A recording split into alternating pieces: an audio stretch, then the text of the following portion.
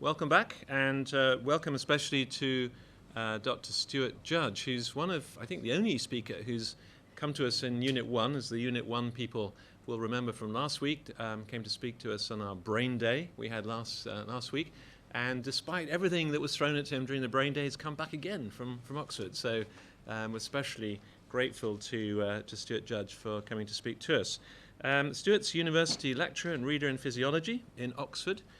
He's a senior research fellow also at St Anne's College over in Oxford. He obtained his doctorate originally in neuroscience in 1976 at the University of Kiel, supervised by Donald Mackay, who's had such a great influence on the field of science religion, particularly in this country and indeed beyond.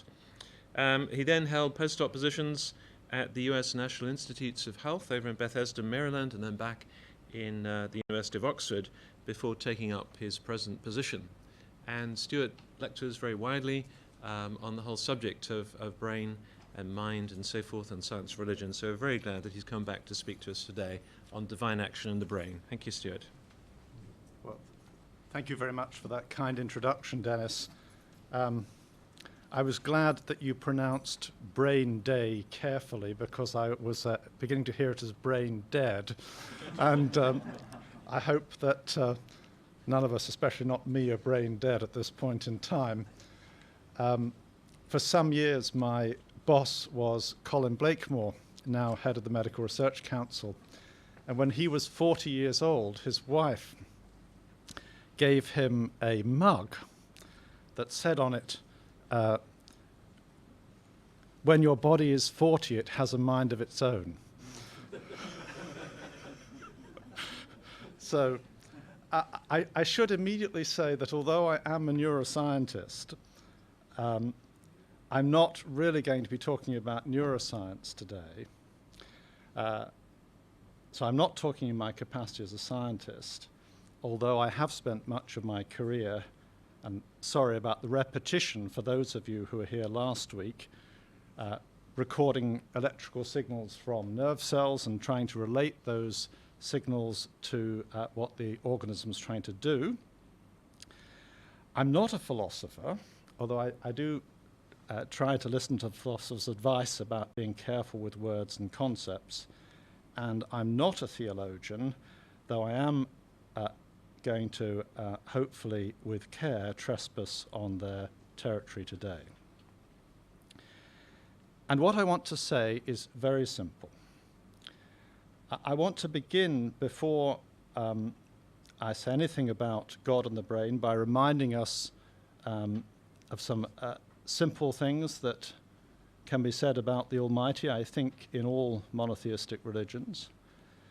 I then want to say what my perspective is on how God acts in the natural world, and in that you'll see that I have quite a bit in common with John Polkinghorne this morning. I want to distinguish what I will call customs of the Creator from his unprecedented actions. That's a distinction similar to the one that Nicholas Saunders made between general divine action and special divine action.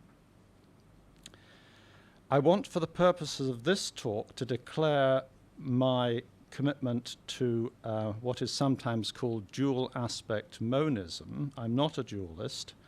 I believe that our consciousness is embodied in our brains, which is not to say that I believe that there's only the brain. And then I want to say very simply that I think that divine action in the brain is very similar to divine action in the rest of the world, that you can make a distinction between God's customary action and his unprecedented action. And I want, after that, to discuss some difficult issues very briefly.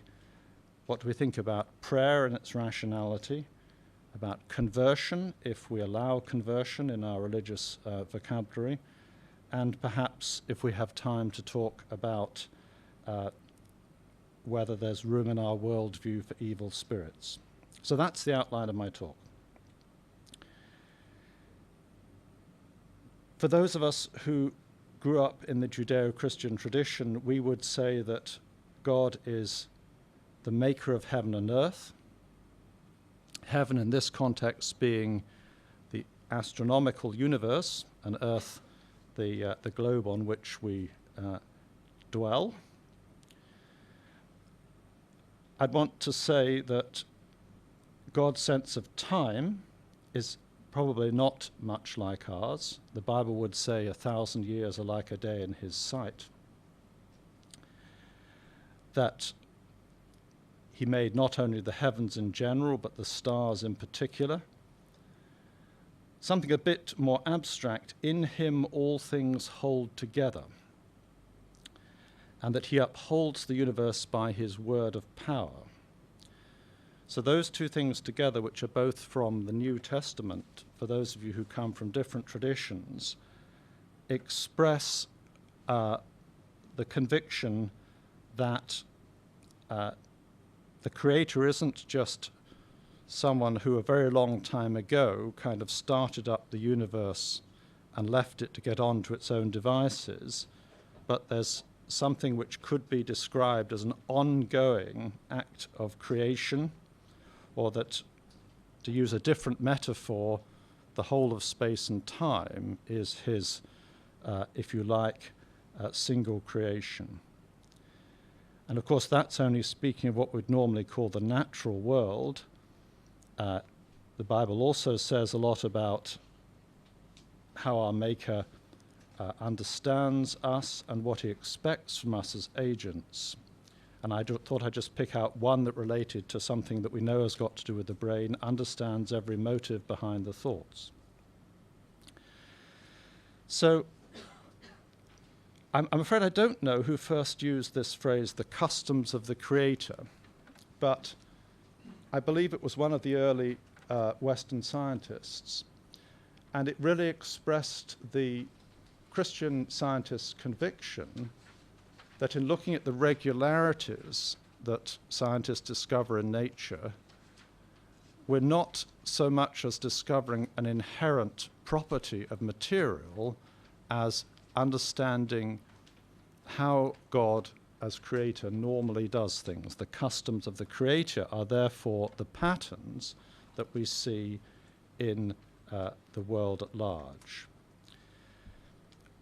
And I want to say that I think it's a mistake to see the Creator's action only in special creation, the miraculous or supernatural, as some people would say, or more neutrally, unprecedented events. Because if you say that, you are in effect assuming another kind of deity, nature with a capital N, perhaps, and that agency has some independent authority besides that of the one true God. And I think if there's any one thing that the monotheistic religions could agree on, it is that God alone is creator. And I would want to say he's the author both of the unprecedented and the normal pattern of events. Yes, I'm sorry if I was becoming inaudible. So, and this is a point that's already been made earlier in the day. So in the worldview, as I understand it, from a Christian heritage and the Judeo-Christian tradition wider than that, and I'm not competent to say whether that's true of Islam or not, then the regular pattern in events that we call laws of nature is a manifestation of his character and consistency.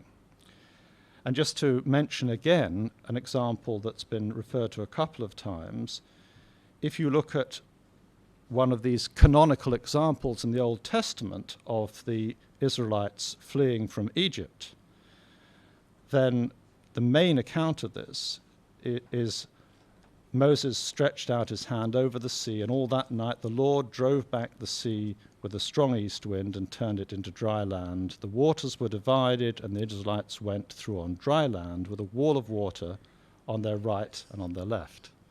There's a typo in there somewhere, is there? Yes, but apologies. So It's not clear, as has already been said, that this is an entirely unnatural event, though perhaps the wall of water points in the direction of something out of the ordinary. And there's certainly a sense that this is seen as God's special action by virtue of its timeliness and importance, its consequences, if you like, rather than anything completely out of the ordinary about the cause. So, now, perhaps controversially to some, I want to say that what we'd sometimes call the miraculous seems to be relatively rare. And I don't want to go into Hume's notoriously weak argument that I don't agree that it's so rare that you can say they never happen. But I would want to say that I don't think miracles happen all the time, or at least those who want to say that have not succeeded in convincing me and a number of other people who've looked carefully at this. And I think if there's a theological reason for that, it's that God's special actions are not capricious, that they have to be seen against the background of his more normal customs as creator. Nature is a slippery word. I've deliberately not capitalized it because one gets into all kinds of difficulties if you believe in another agency. Sometimes people don't call it nature. Biologists are quite prone to capitalize chance, as Jacques Monod did in his 72 book Chance and Necessity. And my mentor, Donald Mackay, had really a sort of almost a one-line put-down of the whole argument in that, which is that to put a capital C on chance and to personify it as though chance were a goddess is to make really a switch from a scientific to a mythological concept. And as that, inasmuch as Monod did that, he wasn't talking science in his book. All right, now we might differ about this. Is man part of nature? And the perhaps dominant tradition in Western thought has been no, on the grounds that humans certainly don't behave in accordance with simple laws, and it's not easy to reconcile freedom and everything we'd want to say about human agency with human actions being sort of like the motion of billiard balls or the planets. The brain, on the other hand, is part of nature by general agreement, perhaps by definition. Although if you want to be a dualist, what you'll say is that the brain is part of nature, but there's some part of it that interacts with something that is supernatural. Now, I'm not a dualist, but I want to be careful not to say that I regard dualism as ruled out.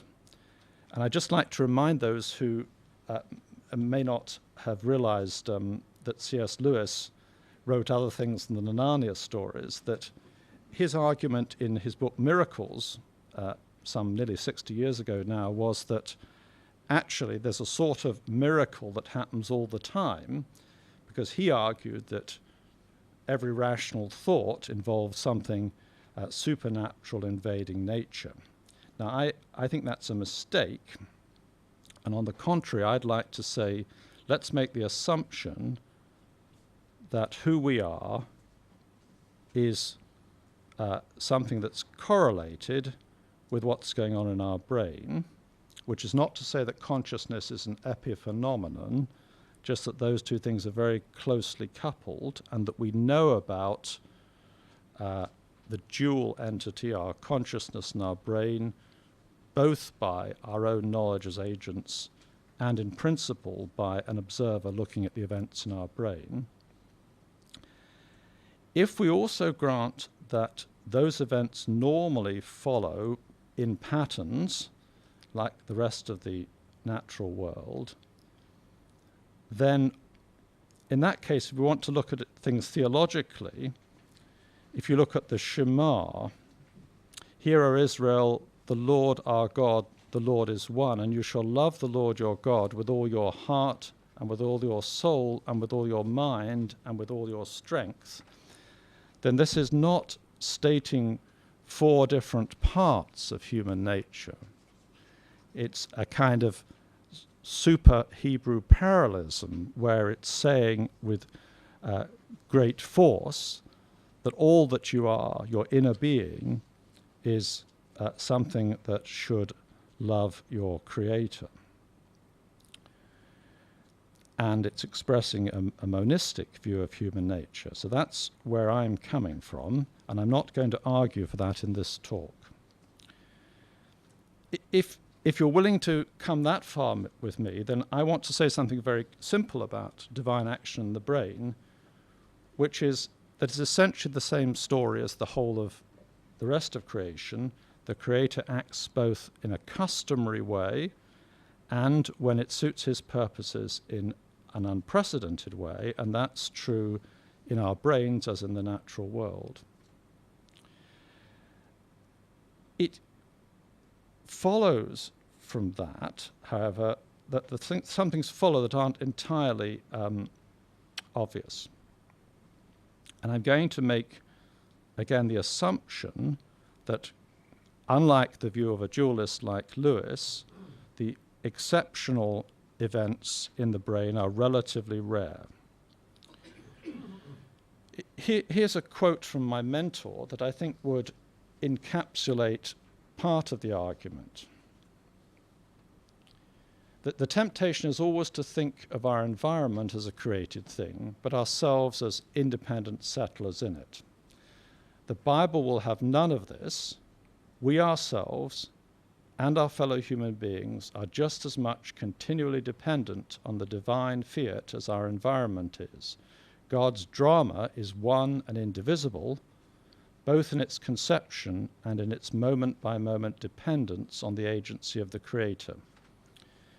Now, for those of you who have never read Mackay, and the books are getting a little difficult to find now, the talk of God's drama is actually an appeal to an argument that, to my knowledge, was first made by Dorothy Sayers, better known as a writer of detective fiction, but who wrote a couple of extremely serious theological books, one of which is called The Mind of the Maker. And it's essentially a metaphor, which is to say, if we want to think about creation as a whole, one possible metaphor is to think of the relationship between a human creator, let's say Shakespeare, and Shakespeare's conception of a whole drama, maybe Macbeth, let's say, and that the logical relationship between Shakespeare and Macbeth has some interesting comparisons between the logical relationship between the one true creator and the world he's created. Perhaps going further than some of you could, if we want to think about some aspects of Christian theology, then I would want to say that God's Spirit should be seen as acting both in the extraordinary, the miraculous, if you like, and the ordinary. So it's, I think, a mistake to believe that when we speak of the Holy Spirit's work in the lives of believers, that necessarily involves an assertion of a break in the causal chain. Because if you assume that, you're back with this position that actually there's another agency in the universe other than God, because it is the Holy Spirit is God's Spirit, and he's involved in the, if you like, the customary creation as well. If you want a quotation on that, you can go all the way back to Genesis 1:2, where the Spirit was hovering over the waters. So I've already told you I'm a monist, so I'm not sure it's correct to think of spiritual parts of man. Spiritual alignment or orientation might be a better terminology. To pick up some quotations from the New Testament, the spiritual man has the mind of Christ.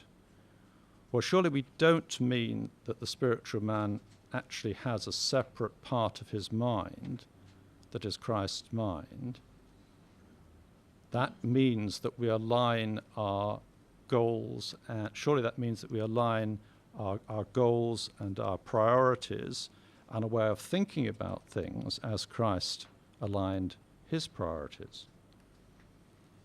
The fruit of the Spirit is love, joy, peace, patience, kindness, goodness, faithfulness, gentleness, and self-control. Well, these are all moral qualities. Those can't properly belong to a separate part of our nature and still be what they need to be. They must be part of our ordinary nature to be effective. So I think what I'm trying to spin out here is an integral view of what humans are makes sense. So just to stop there and summarize, unlike a materialist, I'm not excluding the possibility of events happening that do not follow the normal pattern of events, that we might call supernatural. I'd prefer just to say that they follow a different pattern to God's usual pattern, and that the logic makes sense in terms of broader purposes of his own. I'd like to suggest that's probably true of the bit of the world inside our heads, and if it's true, I think it must follow that we are wrong to say that everything which is truly spiritual must be miraculous, because that's likely to be only a small category of events, and instead we should say the Spirit is God's Spirit. He's at work both through the whole normal pattern of events and through the spectacularly unprecedented. So here's another quote from Donald Mackay, and it's about how to try to square that kind of view of human nature and the world with whether it's rational to pray. So Mackay says, if a man finds himself in a situation where petitionary prayer for help is called, then actually what you've got to remember is the whole situation is God's creation and not just what follows onwards from the prayer. So to make it specific, let's say that you're in a desperate situation, maybe on the other side of the world, you need help, and it's got to come before tomorrow or everything would be lost. So you pray and it comes, and then somebody points out that actually the help had been dispatched before you prayed. So it couldn't have been expected to arrive in time. Now, was it rational of you to pray for help? Now, opinions could be divided on this. If you're a rationalist, you'll say, well, whatever has happened, and therefore it couldn't possibly make any difference whether you pray. All right? But there's something a little suspect about that logic if you think through the theological presuppositions that we're making. Because there are two senses of what if you'd not prayed. It could mean, what if you'd not prayed, but the rest of the pattern of the events have been the same? So that's the assumption that, if you like, the rationalist is making. But that's not the assumption of the believer in a God who's the author of the whole tapestry of events that we're experiencing. Because then actually the question has to be different. The question has to be, what if God had created a world in which you'd not prayed? In other words, you don't know the answer to that one. That's a speculative question. Tricky. So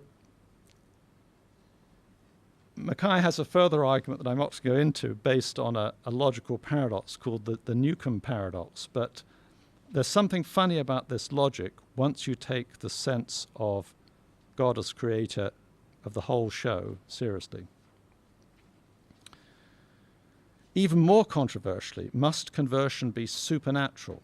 In other words, must there be a violation of the laws of nature, in whatever sense we take those? And I would say not necessarily.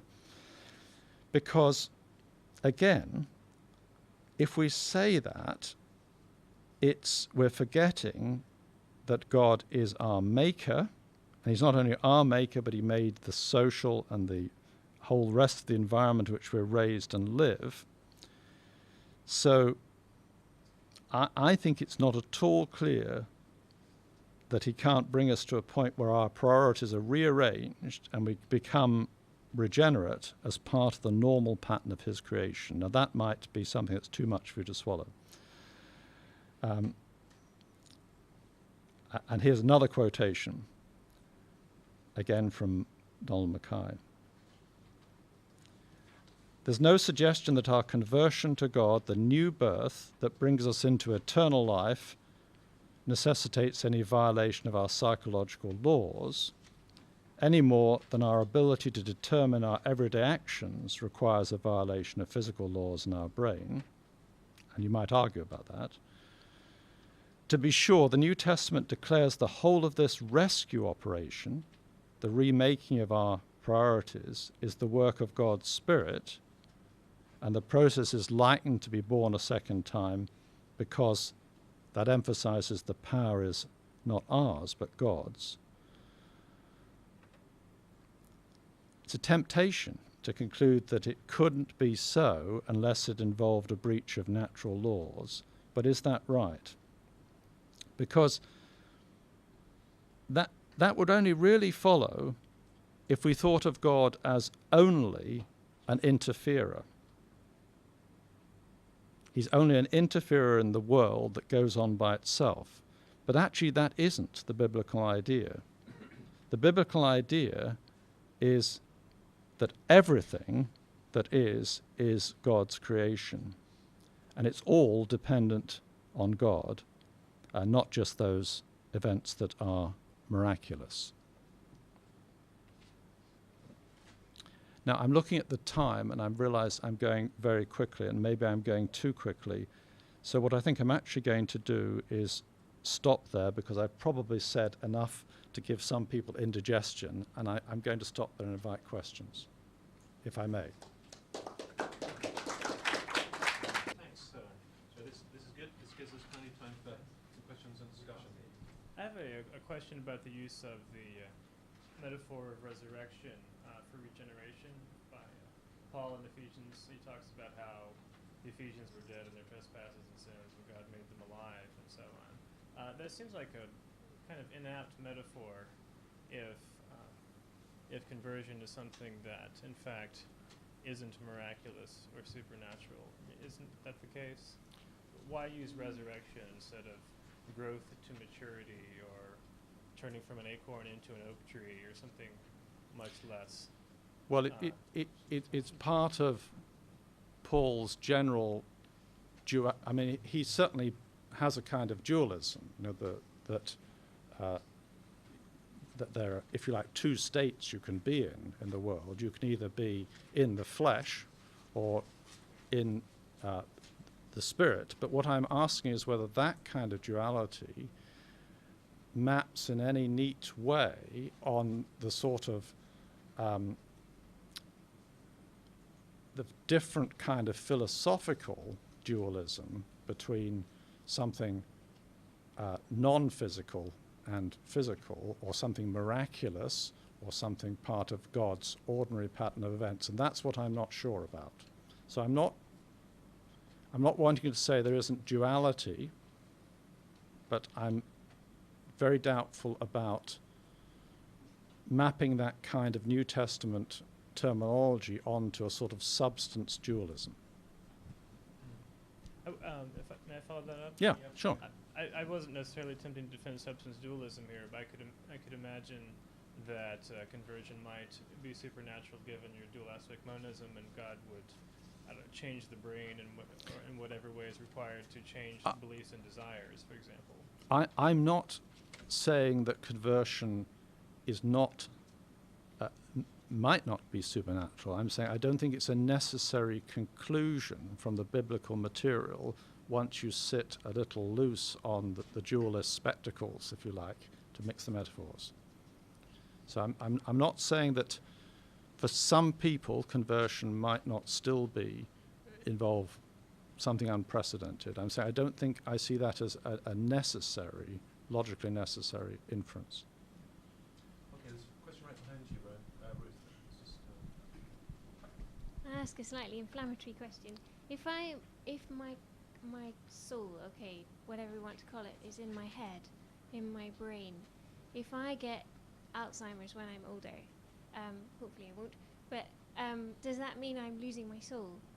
Is that a silly question, or is that something that lots of people... No, it's not a silly question, but I think what you need to realize is that a term like soul carries a huge amount of baggage, and we need to be... I guess, I mean, what does that do to my identity or the way that I think there are lots of questions there. If... What I really want to ask you, what do you mean by a soul in the first place? I think I mean my identity and the person that I am. Okay. Without really thinking about But that's an abstraction, isn't it? So what we need to ask is whether the Bible or whatever other religious authority we take as significant gives us any mandate for believing in a soul in any particular sense. I think what I have in my head is what I heard John Polkinghorne say when I heard them debate on the afterlife, was he said, when we're resurrected, God resurrects, in, if you like, a map of what I am now. Okay, but... That's a slightly different question. All right. The point about resurrection in the Christian tradition is that it's resurrection of the body. It's not resurrection of a spiritual entity. It is not like Plato's forms in heaven. So what does that mean unless there's a very intimate association between having a body and our identity?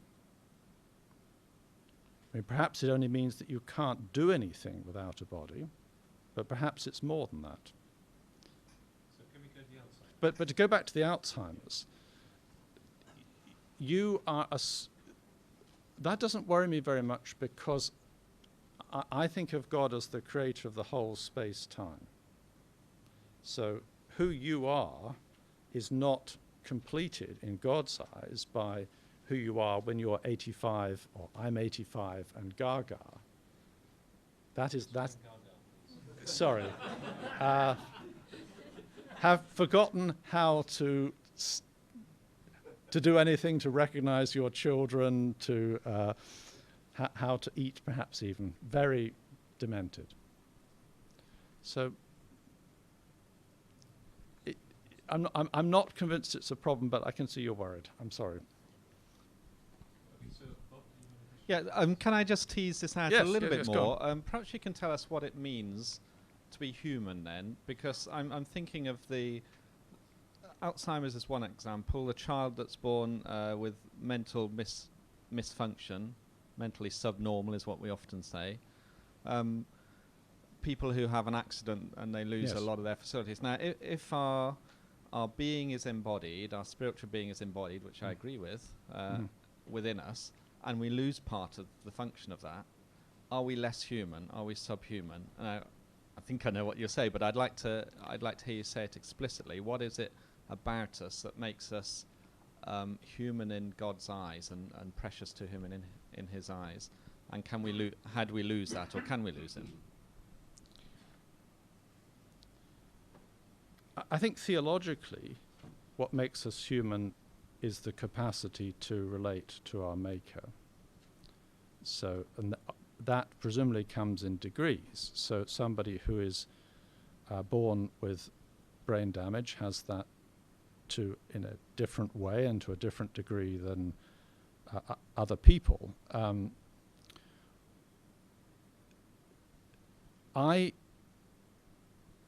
I'm not worried about change, because I think what you're saying is what is it that the Creator restores to us when we're, if you like, remade in heaven? Is that one way of putting it? That would be one way of putting it, yes. Yes. Okay. I don't know that I give a very good answer to that. Other than to say it's more than undoing the damage, if you like, because we're not led to expect just more of life as it is. We're led to expect life minus some of the faults of the frustrations of creation as we have them. I'm not satisfying you. I'm sorry. No, it's a difficult question, but it's it is this question of what is it that makes us human. Do you want being as we're embodied? What I'm just a little wary of is, are you wanting to find a substance in the old Greek sense that is unique? Because I'm not sure that that's a realistic philosophical assumption. Yeah. Okay, well we might back that around a little bit. Let's stay on the back seat. Can we go to all over here and then we'll work around the back and come back this way? Yeah. So Trying to select from 3 or 4 questions. I'm still a little bit confused. You've talked about brain. Yes. Though in fact very little, because mainly you've talked about mind and consciousness, conscious awareness. Yes. Has come to. I take it that conscious awareness and mind have very similar connotations, approximate to each other. in your thinking. No, I'm not saying that. I'm trying to say that there's a correlation between them. So I'm not trying to reduce one to the other, but I am trying to say that they're not independent. Right. Could I, as a first question and not be greedy, do you believe that, as a neurophysiologist, do you believe that consciousness, conscious awareness, is an emergent property of a human brain, or is it something else? I don't find the concept of emergence very clear. I regard it as what scientists would call hand-waving, and it's always a bit difficult to know whether hand-waving is a good idea that hasn't been shaken down or something that's actually insubstantial. So I regard it as a placeholder for some kind of vague idea that there's something more than matter there, but how it comes to be there is obscure. So I would make all bets are off as far as I'm concerned with emergent. Yeah. Right, but do you think it's possible that there's something extra that isn't explicable in terms of the basic electrochemistry of the brain? I think that's an open question. Yes, it's possible. Right. Could you also tell me why it is possible for something that is finite and is physiologically an electrochemical machine to contemplate the infinite and indeed the transfinite? Well, I think I'd say several things there. You're assuming a mind-brain identity position, which I don't hold.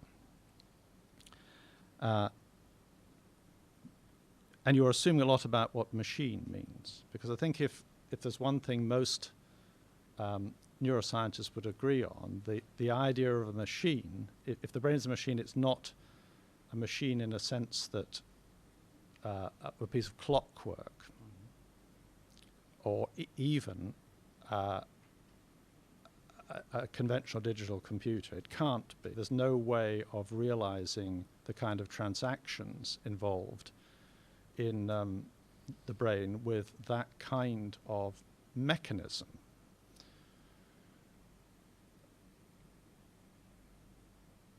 I can only say that I know the argument. I don't find it very convincing.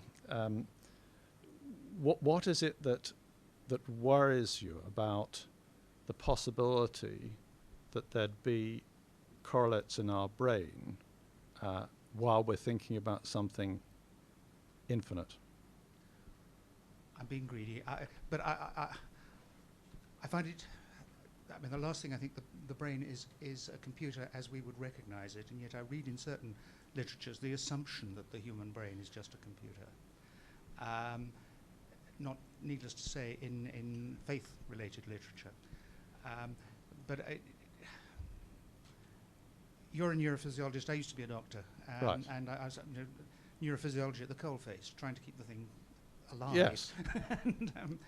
And, it was medically, it's a sort of assumption that this is just a preparation of chemicals in electrochemical circuits. I think that justa is a very treacherous phrase. I wondered if you've got any clues as to what more it was.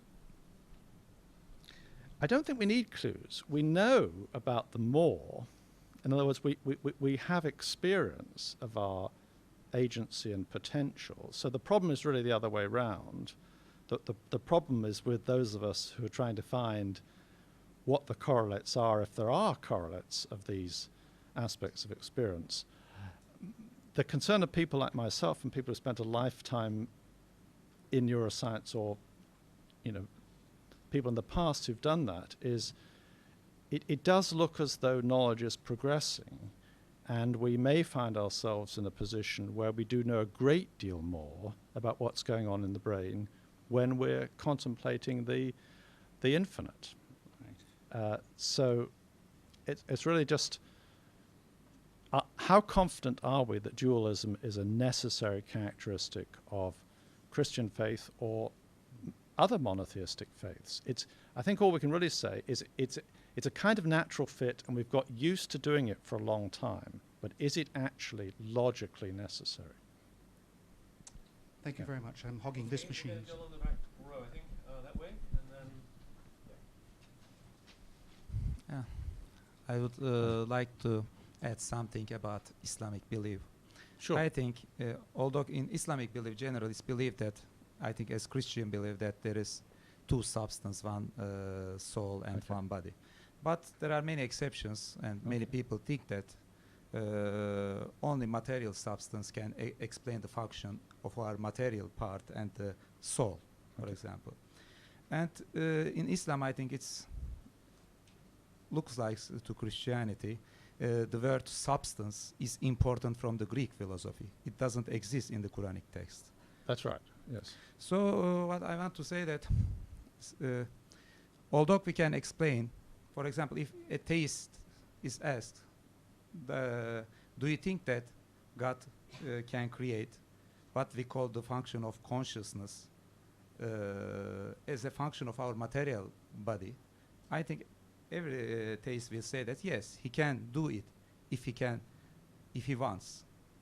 Right. So I think from a theistic point of view, there is no sense of saying that theistic belief necessitates to have two substance, one body and soul as a second substance. So I think from as a Muslim that Islamic faith and other, I think, theistic faith doesn't necessitate that there should be two substance, one and body and the other soul. But this doesn't mean that I am thinking that there is only one substance and it's material substance. No. Because we cannot explain consciousness in materialistic terms, I think. Shows that we cannot give up again the other position, and we can stay in an agnostic position that we can see that this is there is again research for can reduction explain consciousness or not can go on, and we can be in an agnostic position until we show it that it is explained as such or not. Amen. I'll agree with that. Thank you very much indeed.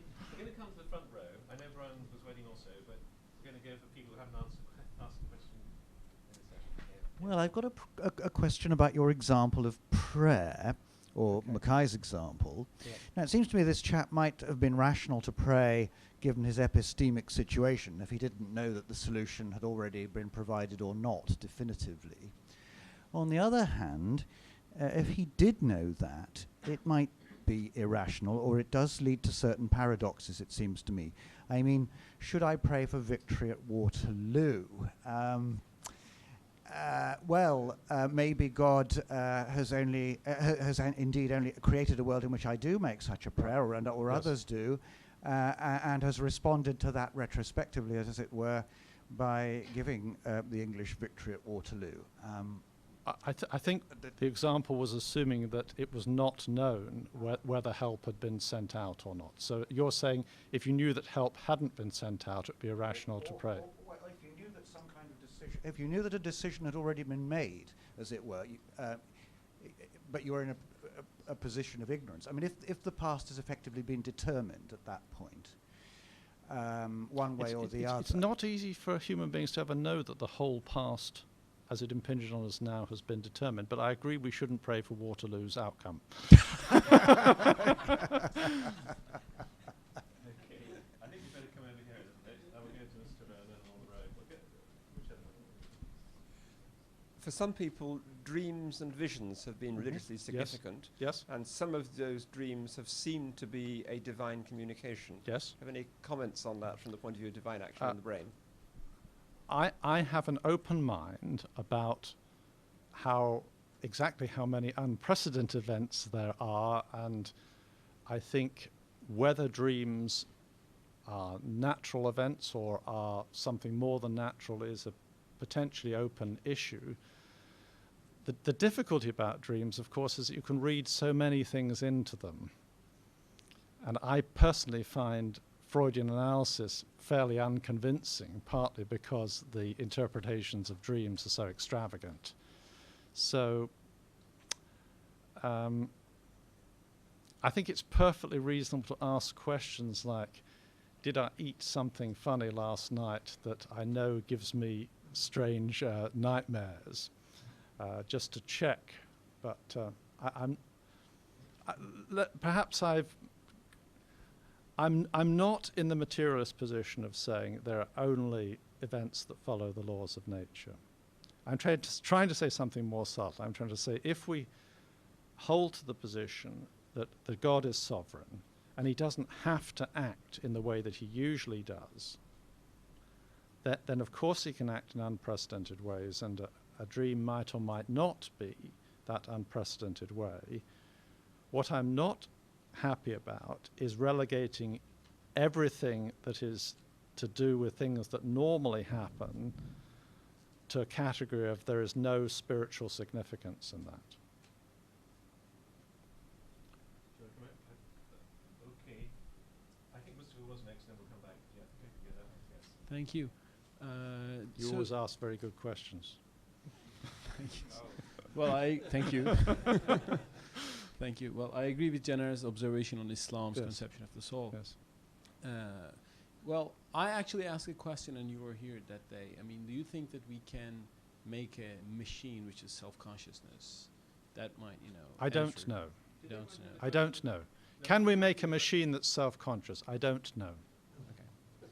I have no considered opinion on that. I certainly am very skeptical about the sort of hard AI people who think it's terribly easy to do that. I think it's... Okay. And one more thing, can I? And do you think this, what you tell, do you think it should lead us to a new concept of prayer? Should we be more, in a kind of a new prayer understanding, which is more knowledgeable about? Okay. Do I think this should lead us to a new concept of prayer? Heavens, no. Absolutely not.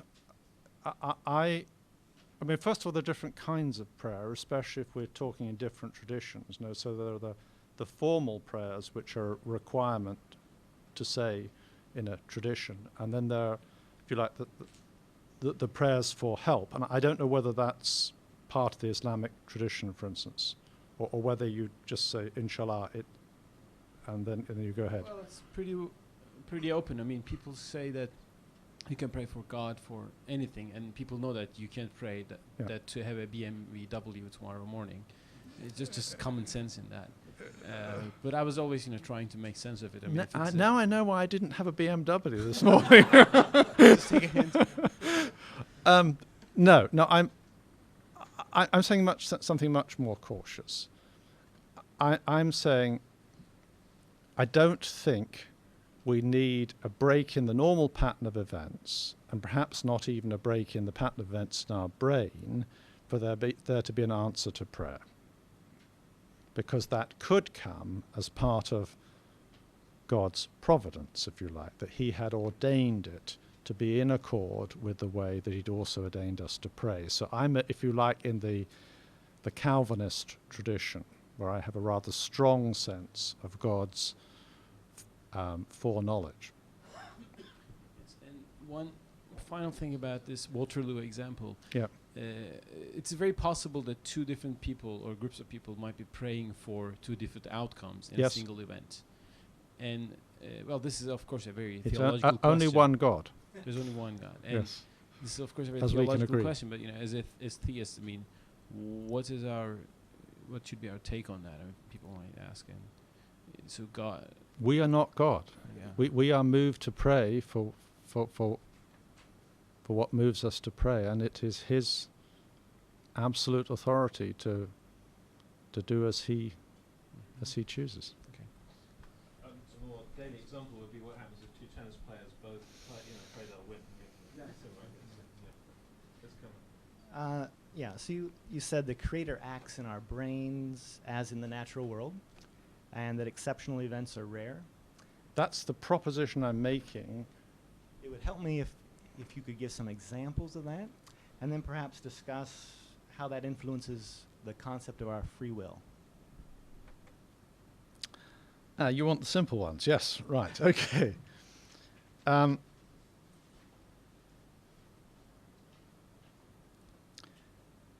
Suppose here am I, a middle-aged man, married to one wife, and I don't believe one can have many wives, and my wife in particular does not want me to have other wives. So even if I'm a Muslim, there's no possibility of having more than one wife, because my first wife's against it.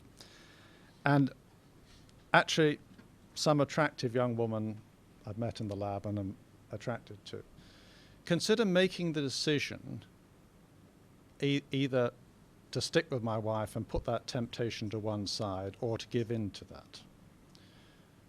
Now, does it help for there to be quantum indeterminacy in my brain as I'm trying to decide that? Because what is making a substantive moral decision about? I mean, that's just intuitive. How do we make a moral decision? It's actually very difficult to say how we make it. But if you try to explain that, what you do is you come up with a number of different ways of looking at the situation and a number of different values, and those would conflict. So, to take a trivial boyish example, that young woman is jolly attractive, and there's a biological attraction to her.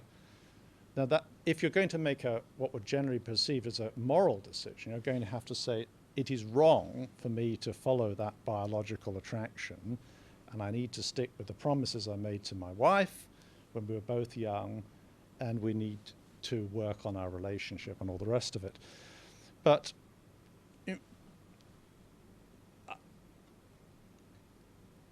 I think it's very unclear how a sort of actual moral decision like that will be helped or hindered by any kind of gap in the machinery, because what is necessary to make a free decision is a rather complicated issue. So you need to not be kind of pushed irresistibly in one direction. Well, unfortunately, that's exactly what some blokes say. I just couldn't help myself, honestly. Okay, so were they therefore unfree because they, quotes, couldn't help themselves? No. What we'd normally say is, we talk to them and say, now, you made a promise. You were supposed to keep that. How could it be irresistible? I don't have an exact answer here, but I'm just saying it isn't clear to me that any gap in a causal chain will help you very much in explicating whether the decision we make to do whatever we do is a free one there. It's just a logically independent issue. So I can imagine a situation in which there might be some brain correlate to my thinking of the promises I made my wife when we're married, thinking of all the difficulties we've gone through, thinking of the good times, and sort of saying, okay, I'm going to count that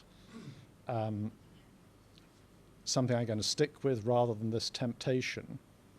But does that really matter? Does it make me unfree if I decide that? Do you want to come back at all, or should we move on? We wandered rather a long way from your question, I'm sorry. Okay, so who is next? Sorry. Yeah. Okay, we'll move over the other side. We're gonna have a little break in just a few minutes. It was Christine right at the end of the row there. So I'm very sorry if I still spoke too rapid and I didn't look at you. It's very wrong of me. I'm a bad teacher, okay? I wanted to ask you what happened with Nebuchadnezzar. Okay. It began with pride, it ended with a conversion, and what about all the things? Okay.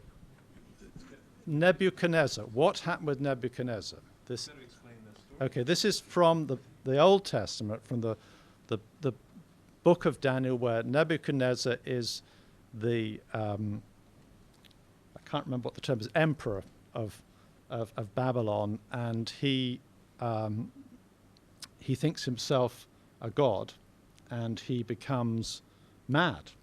This is the part of the story. Okay, so I'm not quite sure what you're asking. You're saying, is this a divine special act to make him mad, or is it a part of the natural pattern? Is that the question? Maybe you can answer. I have the question. Okay.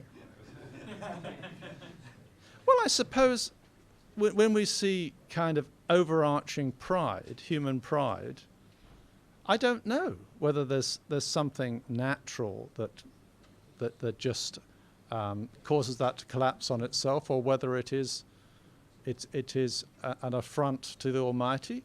I certainly feel that some proud scientists do affront the Almighty. I don't know whether. So you're saying that was an act of judgment, and therefore, what? Judgment could be both through the natural pattern or through an unprecedented action, I think I would say, if that's getting close to your question. I was not asking actually about the judgment. Okay. I was thinking of what was happening in his brain. Who knows? I don't. I'm sorry. I will think about it. Good question.